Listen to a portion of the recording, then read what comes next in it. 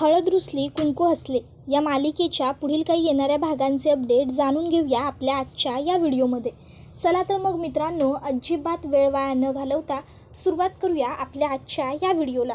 तर आता आपण पाहणार आहोत की कृष्णामुळे कॉन्ट्रॅक्ट मिळणार असतं ते कॅन्सल झाल्यामुळे दुष्यंत हा कृष्णावरती खूपच जास्त रागवलेला असतो. दुष्यंत हा आता कृष्णाला हाताला पकडतो आणि कृष्णाला म्हणतो, कृष्णा, आज तू जे काही वागलीस ना ते खरोखर खूप चुकीचं होतं. मुळात तुला हे सर्व करण्याची गरजच नव्हती. का केलंस तू हे सगळं? काय गरज होती हे सगळं वागण्याची? तू चल माझ्याबरोबर. आणि कृष्णाला आता दुष्यंत घराबाहेर घेऊन जातो आणि तिथे घराबाहेर उभं करतो. आता पूजाला तर हेच हवं असतं की दुष्यंतने कृष्णाला स्वतःच्या हाताला धरून घराबाहेर काढायचं. मग आता पूजा विचार करते, येस, मला हवं होतं तसं घडलं. डीने ह्या गावंढळीला स्वतःहून घराबाहेर काढलं, पण आता डीने हिला पुन्हा घराबाहेर जे काढलं ते घरात घ्यायला नको. त्यासाठी डी हिच्या नजरेपासून लांब राहायला हवा. मग पूजा आता मुद्दामून आजारी असण्याचं नाटक करते, चक्कर येऊन पडते, नाटक करते, तिला आकडी वगैरे येते असं वागते. त्याबरोबर मग दुष्यंतला वाटतं की खरोखर पूजाला त्रास होतोय. आता तो लगेचच पूजाला स्वतःच्या हाताला पकडतो आणि म्हणत असतो, काय होतंय तुला पूजा? पूजा, डोळे उघड. हे बघ पूजा, माझ्याकडे बघ पूजा. मग दुष्यंत आता कृष्णाला म्हणत असतो, बघितलंस, आता तुझ्या बहिणीला एवढा त्रास होतोय, तिला दवाखान्यात घेऊन जाण्याची गरज आहे. तुला अक्कल वगैरे काही आहे का नाही? अगं मूर्ख मुली, आता तू हे असले कपडे घातलेस, आता मी तुला दवाखान्यात तरी माझ्याबरोबर घेऊन जाऊ शकतो का? नाही ना. आता मला एकटीलाच तिला दवाखान्यात घेऊन जावं लागणार आहे. आणि मग दुष्यंत हा ताबडतोब पूजाला म्हणतो, पूजा, काळजी करू नकोस, मी आहे, हां, मी तुला दवाखान्यात घेऊन जाईन, तुला काहीही होणार नाही, तुला बरं वाटेल. आणि मग दुष्यंत गाडी काढतो आणि पूजाला ताबडतोब तिकडनं दवाखान्यामध्ये घेऊन जातो.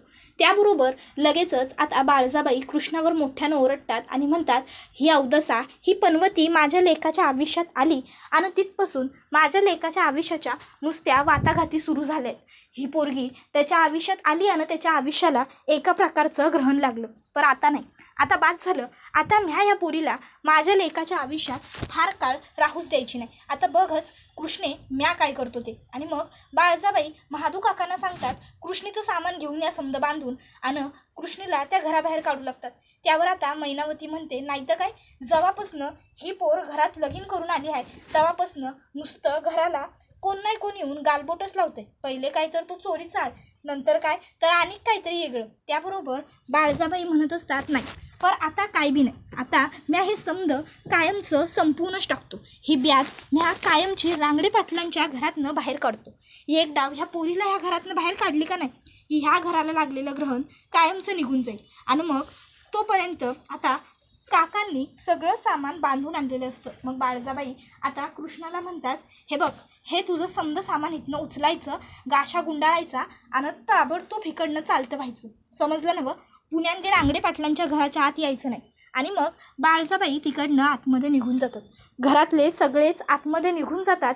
त्याबरोबर कृष्णा ही मात्र तिकडे एकटीच उरलेली असते. आता कृष्णा ही मनात म्हणत असते, दुष्यंत सरकार, मला कुणी काय बी बोललं तरी मला काय बी फरक नाही पडायचा, पर तुम्ही माझ्यावर रागवू नका की. अहो, हे समजा जे काय झालं ते भूलचुकीनं झालं. म्या मुद्दाम काय बी नाही केलं. मला का म्हणून असं वाटेल का माझ्या नवऱ्याचं काम अडून राहावं किंवा माझ्या नवऱ्याला काम घावू नये. बाळजाबाई आता खोलीत येतात. बाळजाबाईंना खरं तर खूप आनंद झालेला असतो. त्या विचार करत असतात, वा, आज आपण जिंकलोय. आज ती कृष्णा ह्या घरातनं कायमची गेल्या. ब्याद मागं लागली होती, त्या ब्याधीला म्या घराबाहेर काढूनच टाकली. चला, आता माझ्या दुष्यंतच्या आयुष्यात एखादी हुशार, सुंदर आणि सुशील पोरगी आणायची वेळ झाल्या. त्याबरोबर आता दुष्यंत घरी पोहोचलेला असतो. पूजाला डॉक्टरांनी चेक केलेलं असतं आणि सांगितलेलं असतं की काही नाही, मी म्हटल्याप्रमाणे यांना हा असा त्रास होणं स्वाभाविक आहे, साहजिक आहे. थोडे दिवस यांना हे सगळं होतच राहणार आहे. मग आता दुष्यंत हा पूजाला घेऊन घरी येतो, गाडीतनं उतरतो आणि आता त्याला दिसतं तर काय की कृष्णा ही एकटीच बाहेर उभी आहे आणि कृष्णाचं सगळं सामानसुद्धा बाहेर आहे. आता दुष्यंत हा कृष्णाबरोबर तर बोलत नसतो, कारण तो कृष्णावर रागवलेला असतो. त्यामुळे आता तो मोठ्या मोठ्याने लगेचच माधव काकांना हाक मारतो आणि विचारतो, माधव काका, महादेव काका. त्याबरोबर महादेव काका तिकडे येतात आणि दुष्यंतला म्हणतात, काय झालं जी धाकले सरकार? त्याबरोबर दुष्यंत म्हणतो, कृष्णाचं सगळं सामान बाहेर कुणी काढून टाकलं? आणि ही अशी बाहेर का उभी आहे? त्याबरोबर आता लगेचच महादेव काका सांगतात की बाळजाबाईंनी त्यांना घराबाहेर काढलं आहे बघा. आता जेव्हा दुष्यंतला हे कळतं की बाळजाबाईंनी कृष्णाला घराबाहेर काढलंय, तेव्हा लगेचच दुष्यंत म्हणतो की नाही, कृष्णा या घरातनं कुठेही जाणार नाही. आणि मग आता दुष्यंत हा कृष्णाला घरात घेऊन जाणार असतो आणि तो आता महादेव काकांना सांगतो की महादेव काका, कृष्णाचं सगळं सामान घरात घेऊन जा. त्याबरोबर त्या ठिकाणी बाळजाबाई येतात आणि बाळजाबाई दुष्यंतला म्हणतात, दुष्यंत थांब, अरे काय बोलायलास तू? हे कळायलंय काय तुला? काय बी गरज नाहीये ह्या पोरीला पुण्यांदा घरात घेण्याची. अरे हिच्यामुळं केवढं मोठं नुकसान झालंय का तुझं, का कळत नाहीये तुला? अरे हिला घरात घ्यायची म्हणजे पुण्यांदा एकदा नुकसानाला आमंत्रण द्यायचं असं होईल. त्यामुळं आता ह्या पोरीला पुण्यांदा घरात घ्यायचं नाही. बास, हिचं केलं तेवढं लई सहन केलं आपण, आता पुण्यांदा नाही, आता मी हिला घरात येऊ द्यायची नाही. त्यावर दुष्यंत म्हणतो, आई प्लीज, तू काय बोलतेस? तुला तरी कळतंय का? नाही, मला मान्य आहे कृष्णाकडून चूक झाली, कृष्णाने हे असले कपडे घालायला नको होते, पण याचा अर्थ असा होत नाही की आपण कृष्णाला घराबाहेर काढू शकतो.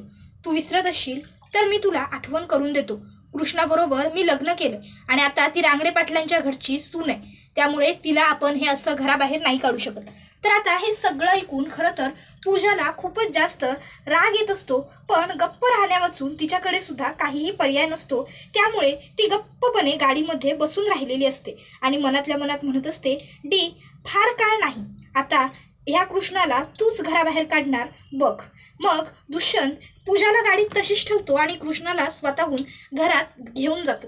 आता घरात आल्याच्या नंतर कृष्णा ही विचार करते की माझ्यामुळे खरोखर दुष्यंतचं खूप मोठं नुकसान झालंय. मग आता कृष्णा ही दुष्यंतला म्हणायला लागते, दुष्यंत सरकार, मला तुमच्याबरोबर थोडं बोलायचंय. नाही म्हणजे तुमचे ते जे कोणी पाहुणे आले होते त्यांच्यासमोर माझ्यामुळं तुमची लई शोभा झाली. पर मी मुद्दामून ते समजा नाही केलं आणि माझ्यामुळं तुमचं काम बी गेलं. तेव्हा तुम्ही एक डाव माझी आणि त्यांची भेट घालून द्या, मी तुमचं काम तुम्हाला परत मिळवून देणार. त्यावर दुष्यंत म्हणतो, कृष्णा, हे तुला वाटतंय तेवढं सोपं नाहीये, त्यामुळे तुला ते सगळं नाही जमणार. आणि जाऊ दे, एकदा झाली तेवढी शोभा खूप झाली, पुन्हा पुन्हा त्याच गोष्टी घडाव्या अशी माझी अजिबातच इच्छा नाहीये, त्यामुळे नको. जाऊ दे, एक काम गेलं म्हणून पुन्हा असंच होईल असं नाही. मी बघेन माझं काय करायचं ते. ऑलरेडी खूप कॉम्प्लिकेशन आहेत, आणखीन पुन्हा कॉम्प्लिकेशन नको. मी स्वतः मिस्टर अँड मिसेस मुजुमदारांबरोबर बोलेन, ते माझं ऐकतील आणि ते मला काम देतील याची मला खात्री आहे. मी बोलेन त्यांच्याशी. तू उगाच आणखीन काहीतरी करायला जाऊ नकोस. तू करायला जाशील एक, होईल दुसरं, घडेल भलतं. त्यापेक्षा तू सगळं राहू दे. आता काय करायचं ते सगळं मी व्यवस्थित बघतो, माझ्या पद्धतीने मी माझ्या गोष्टी मॅनेज करेन. तू आता ह्या सगळ्यात पडू नको. आणि एक गोष्ट लक्षात ठेव, कुणीतरी आपल्याला सांगितलं म्हणून काहीतरी करायचं हे असं वागणं बंद कर. मी जरी सांगितलं तरी तू तुझा कम्फर्ट झोन का सोडलास? तुला ते तसले कपडे घातल्यावर नाही जमत ही गोष्ट तुला माहिती आहे ना, मग तू का घातलीस? नाही, मुळात पहिली गोष्ट, ते कपडे मी तुझ्यासाठी आणलेच नव्हते. मे बी दुकानामध्ये पिशवी वगैरे अदलाबदली झाली असेल, पण तुला ते कपडे घालण्याची गरज नव्हती, तू चूक केलीस ते कपडे घालून. त्यावर कृष्णा म्हणते, हे बघा दुष्यंत सरकार, आता जे झालं त्याच विषयावर पुन्हा पुन्हा बोलून काय बी उपयोग होणार नाही. त्यापेक्षा मी म्हणायलोय तसं तुम्ही करा. एक डाव मला त्या लोकांच्या घरला घेऊन जावा, मी त्यासनी भेटतो, त्यासनी सांगतो माझी चूक होती, मी माझी चूक मान्य करतो. मला ठाव आहे लोक ती चांगली आहेत, कारण ती ज्या पद्धतीनं आधी तुमच्याबरोबर बोलत होती का नाही, त्यामुळं मला जाणवलं की ती लोक मनानं कपटी किंवा वाईट नाही, त्यामुळं ती लोक मला माफ करत्या. तुम्ही एक डाव मला तिकडे घेऊन तर जावा, बघा तरी. मी म्हणायलोय त्यानं आपल्याला जर फायदा झाला तर उगाच मला तुमचं माझ्यामुळं नुकसान होऊ द्यायचं नाहीये. त्यामुळं मी म्हणायलोय तसं तुम्ही करा. असं समजा की हा माझा हट्ट आहे, लग्न झाल्यापासून मी तुमच्याकडे काय बी नाही मागितलेलं. असं समजा की हे मी तुमच्याकडे हट्टानं मागायलो, मला घेऊन जावा की दुष्यंत सरकार एक डाव त्यांच्या घरला. हवं तर मी तुमच्यामोर हात जोडतो, ते प्लीज का काय म्हणतात नवं ते बी म्हणतो, पण घेऊन जावा की दुष्यंत सरकार. आता कृष्णा एवढी रिक्वेस्ट करायला लागते. दुष्यंत म्हणतो, कृष्णा, मला ना खरंच कधी कधी वागणं कळत नाही तुझं. वेडं कोण झालं, तू किती पूजा वेड्यासारखं वागतेस तर तूच. त्यावर आता कृष्णा म्हणते, हवं तर मी येडी झालोय असं समजा, पण मला घेऊन जावा की. मग दुष्यंतचा नाईलाज होतो आणि तो म्हणतो, बरं ठीक आहे जाऊया आपण. आणि मग तो आता कृष्णाला घेऊन मिस्टर अँड मिसेस मुजुमदारांच्या घरी येतो. आणि मग आता तिथे आल्यावर कृष्णा स्वतःहून त्या दोघांना सांगत असते की खरंच हे बघा, त्या दिवशी जे काय झालं त्यामध्ये दुष्यंत सरकारांची काय बी चूक नव्हती आणि खरं बघायला गेलं तर माझी बी काही चूक नव्हती. दुष्यंत सरकारांनी तुम्ही येणार म्हणून मला दुसरी साडी आणली होती, पण चुकून कदाचित त्या दुकानात ती साडी त्या कपड्यांबरोबर आदली बदली झाली. अहो तुम्हासनी बी ठाव आहेच की, मोठ्या मोठ्या दुकानातनं जेव्हा आपण कापडं घेतो तेव्हा चुकून कधीतरी पिशव्या बदलल्या जातात. तसंच काहीतरी घडलं. म्या मुद्दाम काय बी नाही केलं. तुमच्याकडनं माझा अपमान झाला त्यासाठी म्या तुमची माफी मागतो. पर माझ्या नवऱ्याचं असं काम काढून घेऊ नका. माझ्या चुकीची शिक्षा तुम्ही त्यासनी देऊ नका. त्याबरोबर मग मिसेस मुजुमदार मिस्टर मुजुमदारांना म्हणतात, आपण यांचं कन्सिडर करायला हवं. कारण बघ ना, त्यांनी स्वतःहून येऊन आपल्या घरी आपली माफी मागितली आणि तसंही चुका ह्या माणसांकडूनच होतात आणि चुका कबूल करायला सुद्धा गट्स लागतात. प्लीज.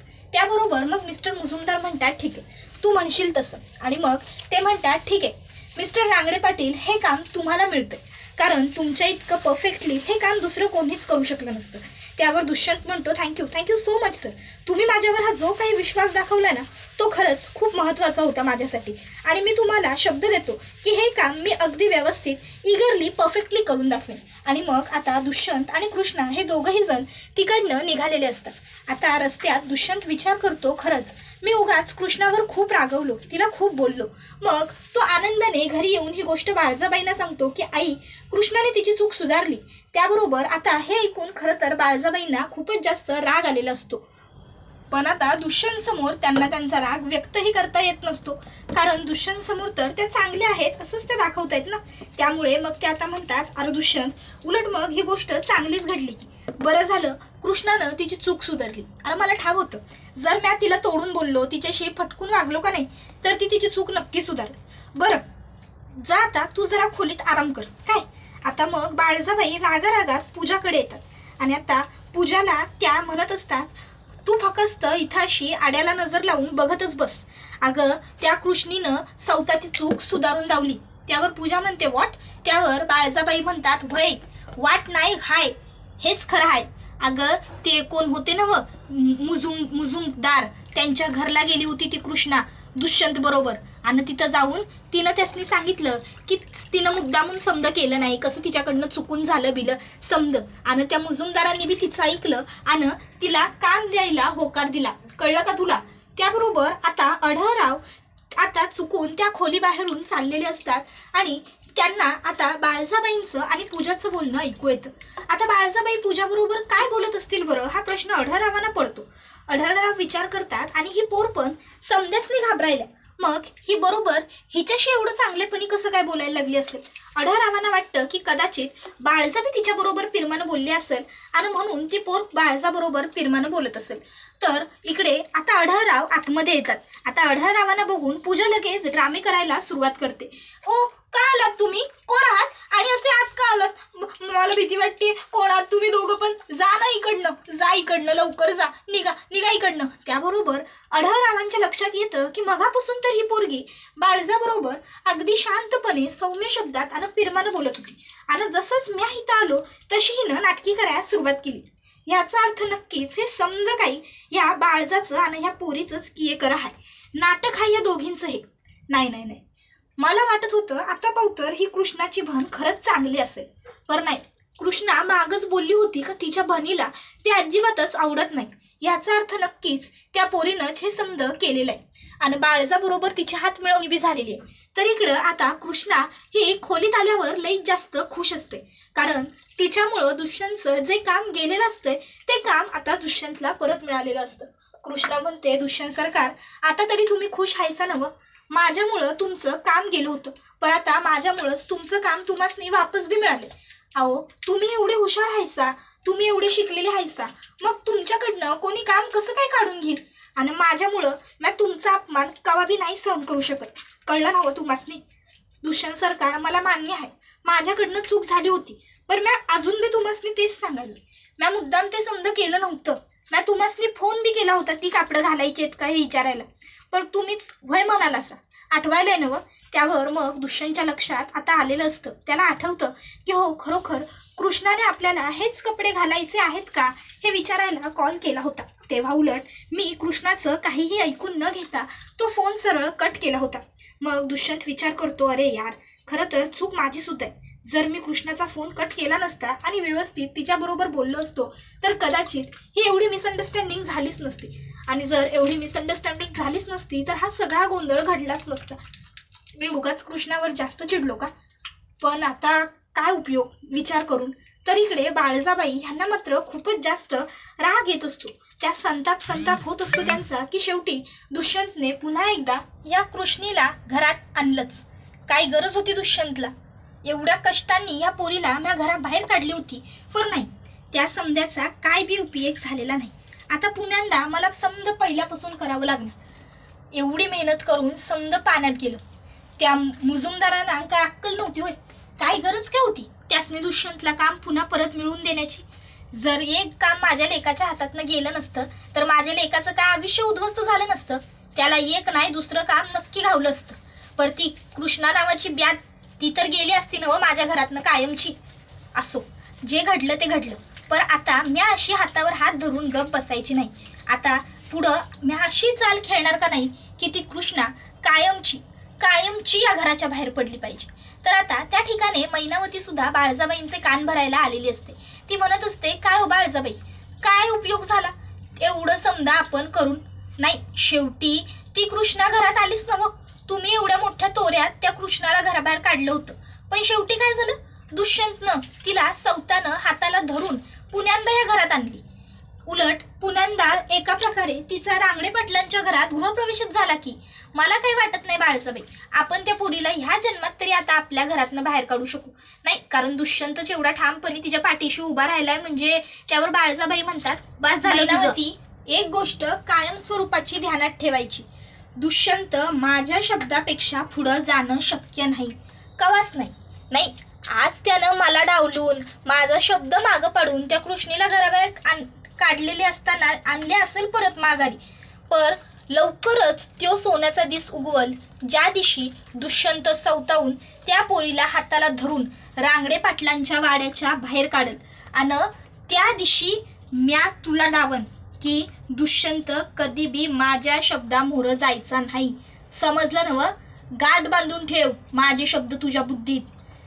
त्याबरोबर आता दुसरीकडे कृष्णा ही विचार करत असते आणि देवाला हात जोडत असते की देवा, तू माझी साथ दिल्यास, म्या त्या मुजुमदारासनी समजवलं म्हणून दुष्यंत सरकारासनी त्यांचं काम परत मिळालं. असाच कायम माझ्या आणि दुष्यंत सरकारांच्या पाठीशी उभा राहा बघ. मग कृष्णाला प्रश्न पडतो, पण ती कापडं बदलली कुणी असतील? दुष्यंत सरकार तर म्हणायला त्यांनी साडी आणली होती, मग त्या साडीऐवजी ती बारीक बारीक कापडं कशी काय आली असतील? मग कृष्णाच्या लक्षात येतं की हे सगळं काम बाळजाबाईंचंच असणार. कृष्णा विचार करते, मला आढळस थोरले सरकारांनी सांगितलं होतं प्रत्येक पाऊल फुकून टाक, तरी बी मी कशी अशी येंद्र्यासारखी वागलो. त्याबरोबर हा व्हिडिओ इथे